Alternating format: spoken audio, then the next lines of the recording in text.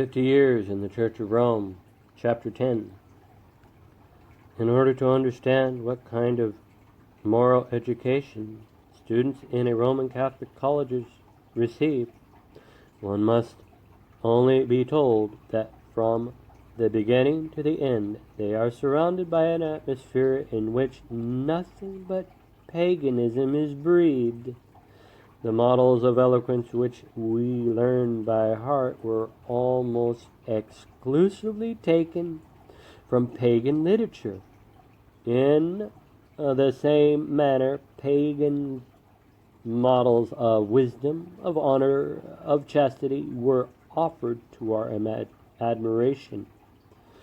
Our minds were constantly fixed on the masterpieces which paganism has left. The doors of our understanding were left open only to receive the rays of light which paganism has shed on the world. Homer, Socrates, Virgil, Horace, Cicero, Tacitus, Caesar, Xenophon, Alexandria, Lucretia, Regulus, Brutus, Jupiter, Venus, Minerva, Mars, Diana, etc., crowded each other in our thoughts to occupy them and be their models, examples, and masters forever. It may be said that the same pagan writers, orators, and heroes are studied, read, and admired in Protestant colleges. But there the infallible antidote. The Bible is given to the students. Just as nothing remains of the darkness of night after the splendid morning sun has arisen on the horizon, so nothing of the fallacies, superstitions, and sophistries of paganism can trouble or obscure their mind, on which that light from the heaven, the Word of God, comes every day with its millions of shining rays. How insignificant is the poetry of Homer when compared with the sublime songs of Moses. How pale is the eloquence of Demosthenes, Cicero, Virgil, etc., when read after Job, David, or Solomon. How quickly crumbles down the theories which those haughty heathens of old wanted to raise over the intelligence of men with the thundering voice from Sinai is heard, when the incomparable songs of David, Solomon, Isaiah, or Jeremiah are ravishing the soul which is listening to their celestial strains. It is a fact that pagan eloquence and philosophy can be but very tasteless to men accustomed to be fed with the bread which comes down from heaven, whose souls are filled with the eloquence of God, and whose intelligence is fed with the philosophy of heaven. But alas, for me and my fellow students in the College of Rome, no sun ever appeared on the horizon to dispel the night in which our intelligence was wrapped. The dark clouds with which paganism had surrounded us were suffocating us, and no breath from heaven was allowed to come and dispel them. Moses with his incomparable legislation, David and Solomon with their divine poems, Job with his celestial philosophy, Jeremiah, Isaiah, and Daniel with their sublime songs, Jesus Christ himself with his soul-saving gospel, as well as his apostles, Peter, John, Jude, James, and Paul. These were all put in the index. They had not the liberty to speak to us, and we were forbidden, absolutely forbidden, to read and hear them. It is true that the Church of Rome, as an offset to that, gave us her principles, precepts, fables and legends, that we might be attached to her, and that she might remain the mistress of our hearts. But these doctrines, principles, practices, and fables seem to us so evidently borrowed from paganism. They were so cold, so naked, so stripped of all true poetry, that if the paganism of the ancients was not left absolute master of our affections, it still claimed a large part of our souls, to create in us a love for the Church of Rome. Our superiors depended greatly on the works of Chateaubriand. The Génie du Christianisme was the book of books to dispel all our doubts and attach us to the Pope's religion. But this author, whose style is sometimes really beautiful, destroyed by the weakness of his logic the Christianity which he wanted to build up, we could easily see that Chateaubriand was not sincere, and his exaggerations were, to many of us, a sure indication that he did not believe in what he said.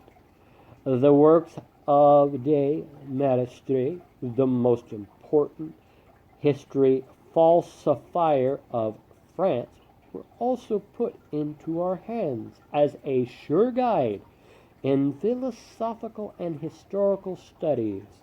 The memoirs of Comte Valmont, with some authors of the same stamp, were much relied upon by our superiors to prove to us that the dogmas, precepts, and practices of the Roman Catholic religion were brought from heaven.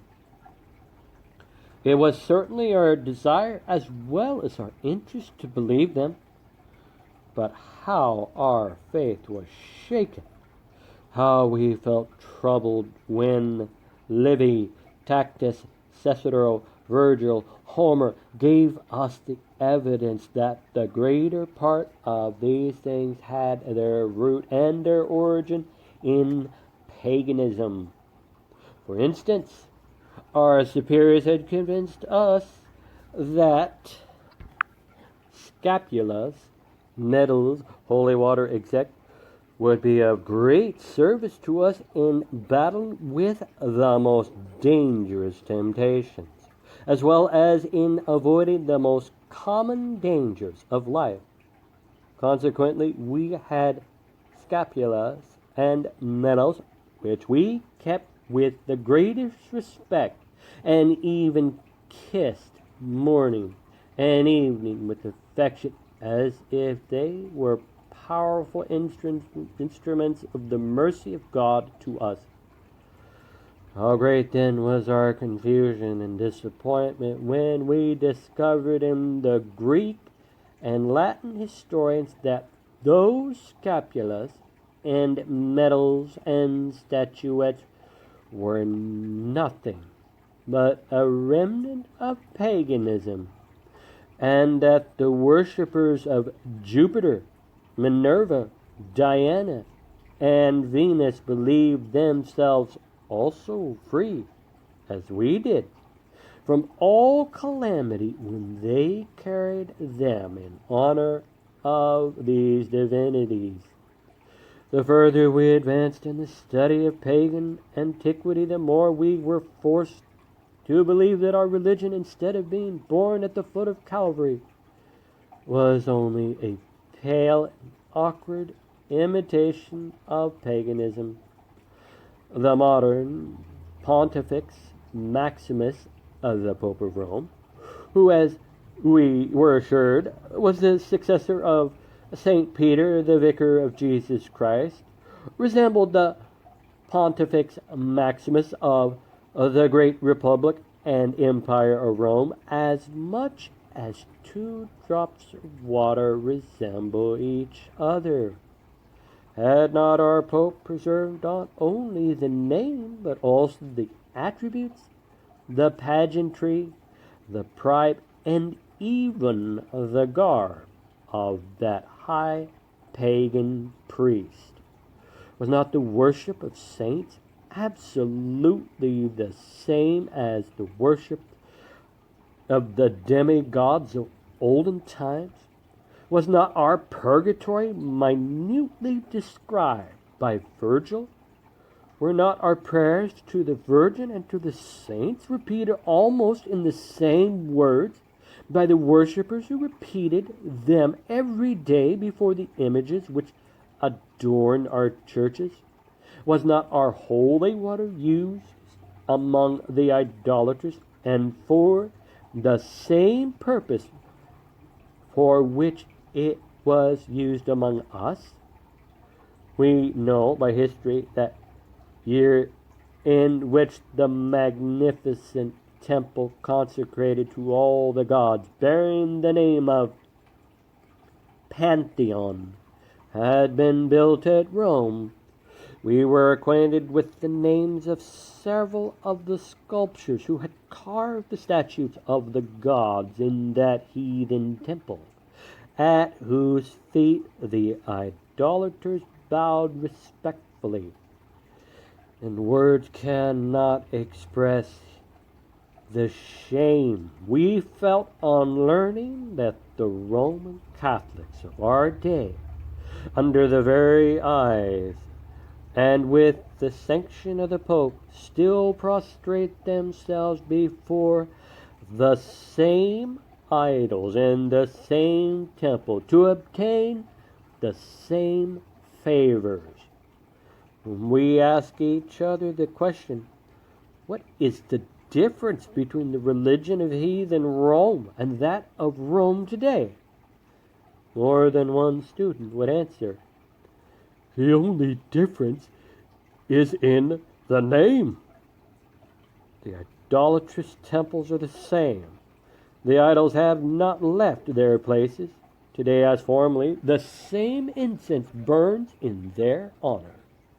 Nations are still prostrate at their feet to give them the same homage and to ask of them the same favors.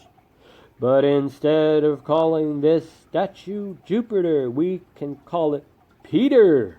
Instead of calling that one Minerva or Venus, we can say it is Saint Mary. It is the old idolatry coming to us under Christian names. I earnestly desired to be an honest and sincere Roman Catholic.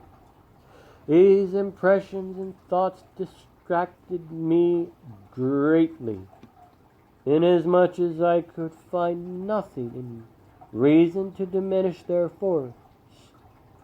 Unfortunately, many of the books placed in our hands by our superiors to confirm our faith, form our moral character, and sustain our piety and our confidence in the dogmas of the Church of Rome, had a frightful resemblance to the histories I had read of the gods and goddesses.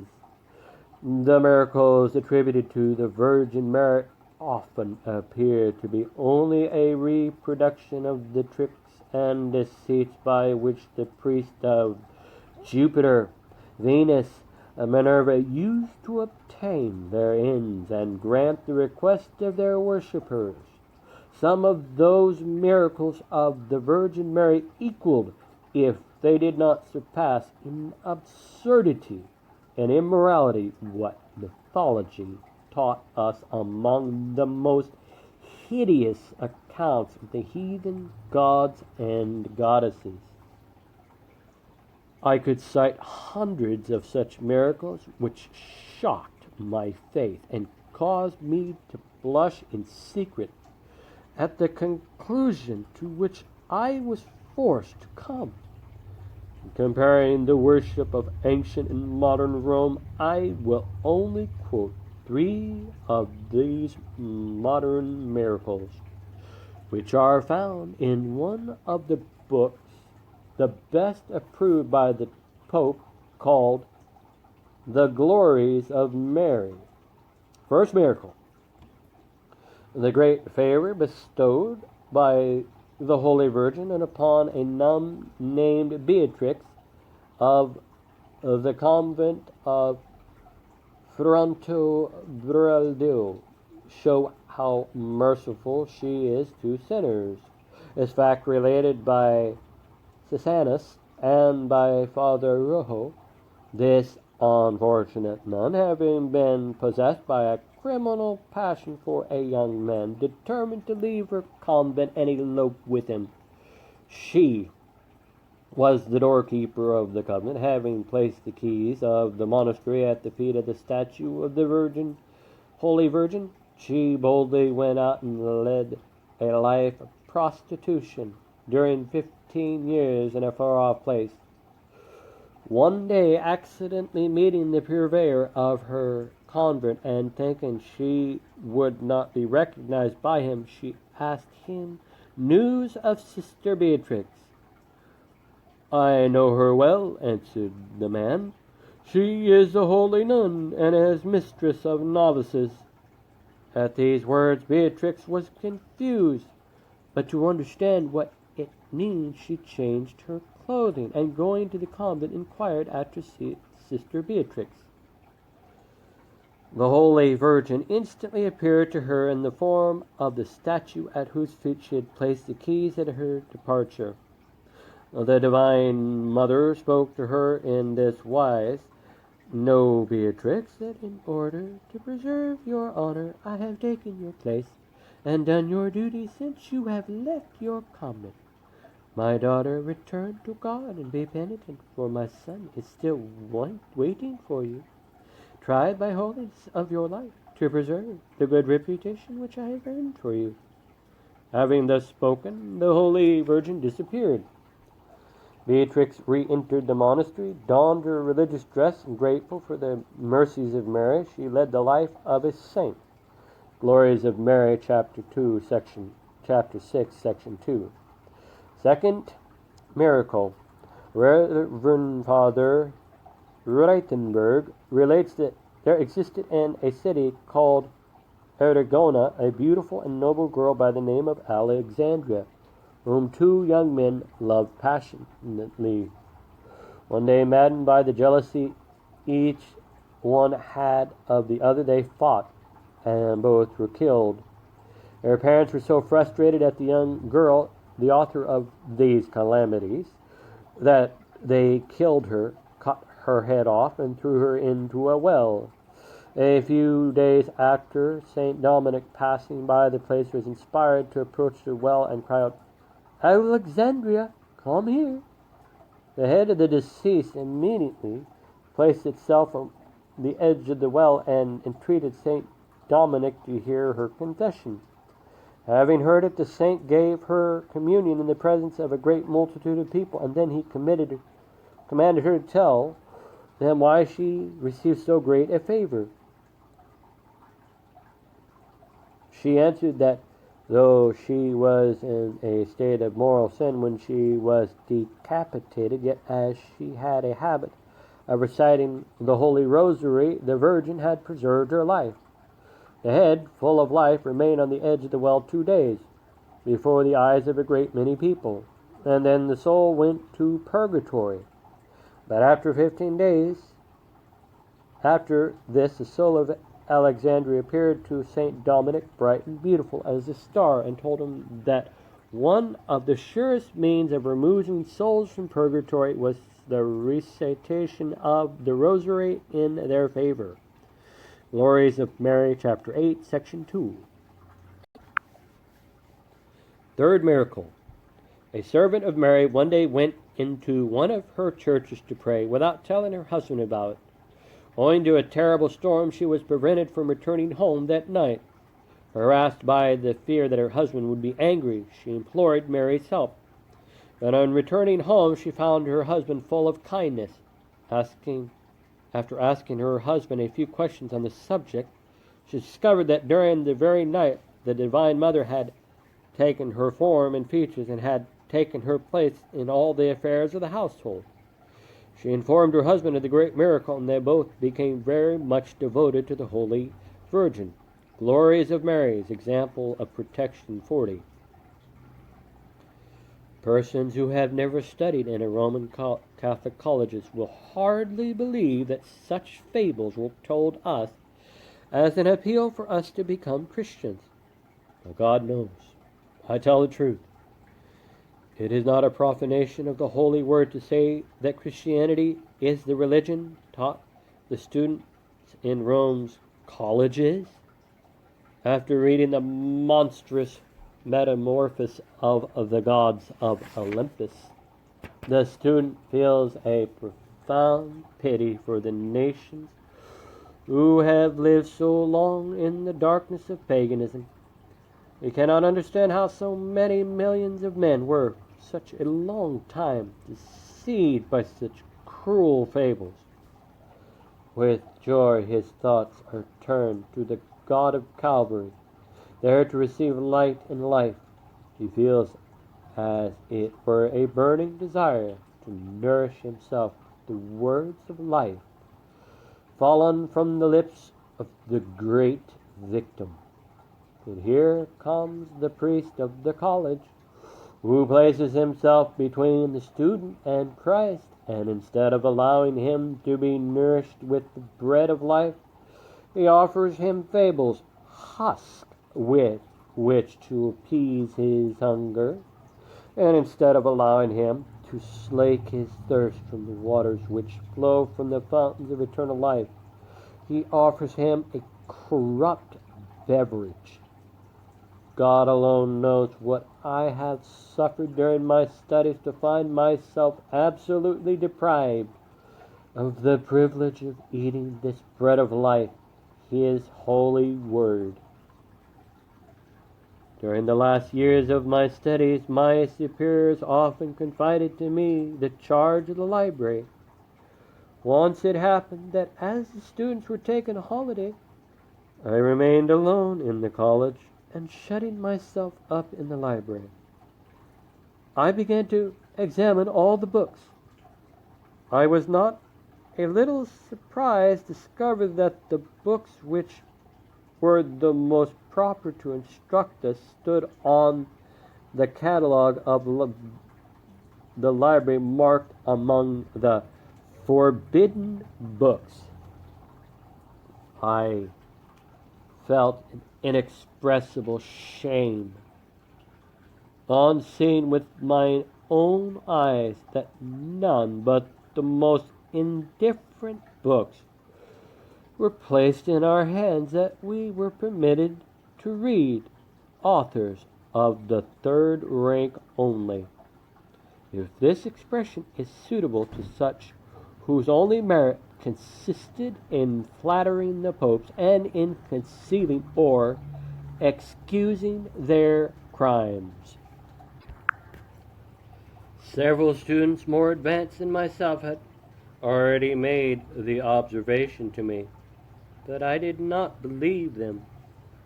Self-love gave me the hope that I was as well educated as anyone could be at my age. Until then, I had spurned the idea that, with the rest of the students, I was the victim of an incredible system of moral and intellectual blindness. Among the forbidden books of the college, I found a splendid Bible. It seemed to be of the same edition as the one whose perusal had made the hours pass away so pleasantly when I was at home with my mother. I seized it with the transports of a miser finding a lost treasure. I lifted it to my lips and kissed it respectfully. I pressed it against my heart as one embraces a friend from whom he has long been separated. This Bible brought back to my memory the most delightful hours of my life. I read its divine pages till the scholars returned. The next day, Mr. Leperon, our director, called me to his room during the recreation and said, "You seem troubled and very sad today. I noticed that you remained alone while the other scholars were enjoying themselves so well. Have you cause of any grief, or are you sick?" I could not sufficiently express my love and respect for this venerable man. He was at the same time my friend and benefactor. For 4 years, he and Reverend Mr. Gressard had been paying my board, for, owing to a misunderstanding between myself and my uncle Johnny, he had ceased to maintain me at college.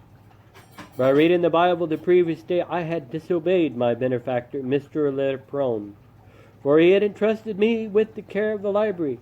He had made me promise not to read the books in the forbidden catalog. It was painful to me to sadden him by acknowledging that I had broken my word of honor, but it pained me far more to deceive him by concealing the truth. I therefore answered him, "You are right in supposing that I am uneasy and sad. I confess there is one thing which perplexes me greatly among the rules that governs us. I never dared to speak to you about it, and as you wish to know the cause of my sadness, I will tell you. You have placed in our hands not only to read, but to learn by heart books which are, as you know, partly inspired by hell. And you have forbade us to read the only book whose every word is sent from heaven. You permit us to read books dictated by the spirit of darkness and sin, and you have made it a crime for us to read the only book under the dictation of the spirit of light and holiness. This conduct on your part and on the part of all the superiors of the college disturbs and scandalizes me. Shall I tell you, your dread of the Bible shakes my faith and causes me to fear that we are going astray in our church?" Mr. Leperon answered me, "I have been the director of this college for more than 20 years. I have never heard from the lips of any of the students such remarks and complaints as you are making to me today. Have you no fear of being a victim of the deception of the devil, and meddling with a question so strange, so new for a scholar, whose only aim should be to obey his superiors?" "It may be," I said, "that I am the first to speak to you in this manner, for it is very probable that I am the only student in the college who has read the Holy Bible in his youthful days. I have already told you there was a Bible in my father's house, which disappeared only after his death, though I never could know what became of it. I can assure you that the perusal of that admirable book has done me a good that is still felt. It is therefore because I know by personal experience that there is no book in the world so good and so proper to read that I am extremely grieved and even scandalized by the dread you have of it. I acknowledge to you, I spent the afternoon of yesterday in the library reading the Bible. I found things in it which made me weep for joy and happiness, things that did more good to my soul and heart than all you have given me to read for 6 years.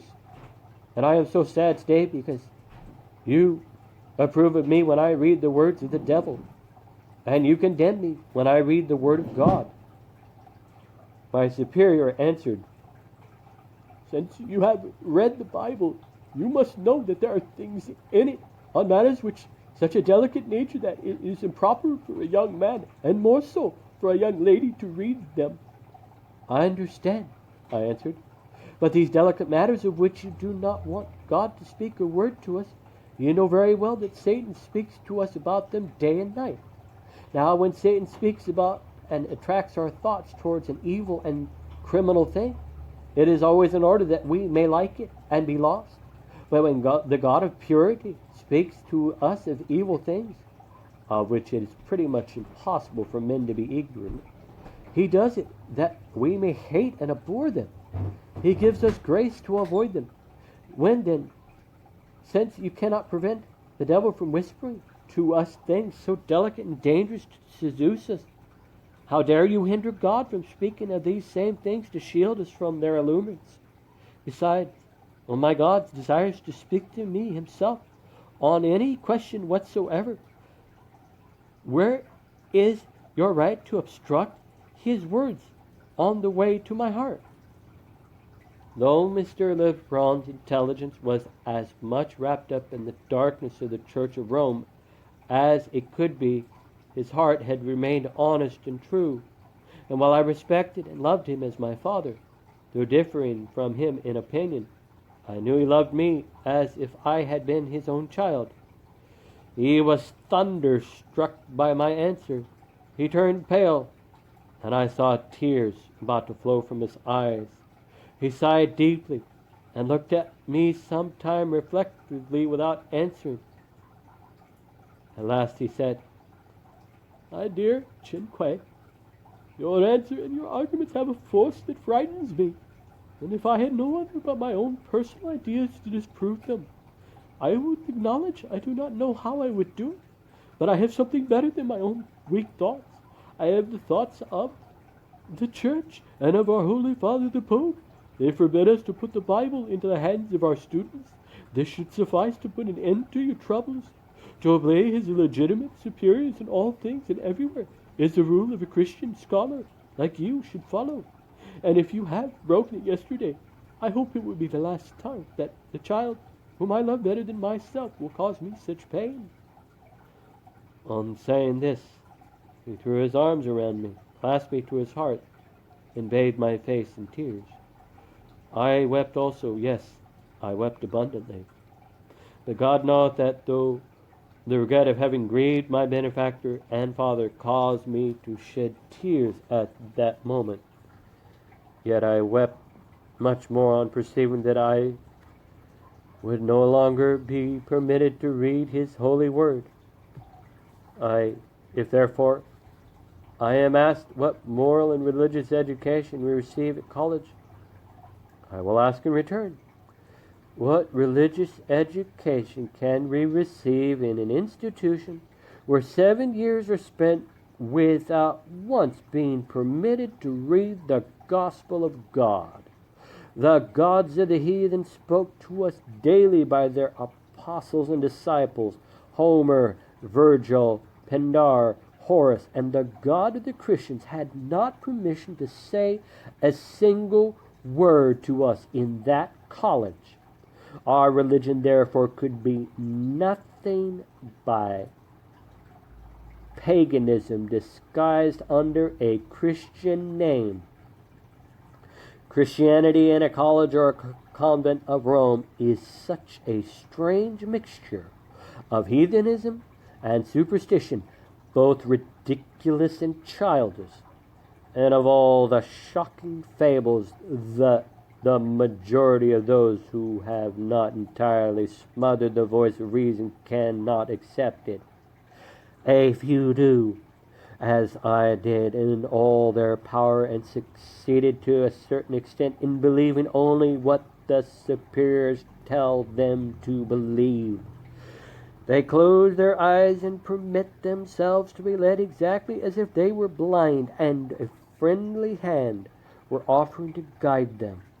But the greater number of students in Roman Catholic colleges cannot accept the bastard Christianity which Rome represents to them.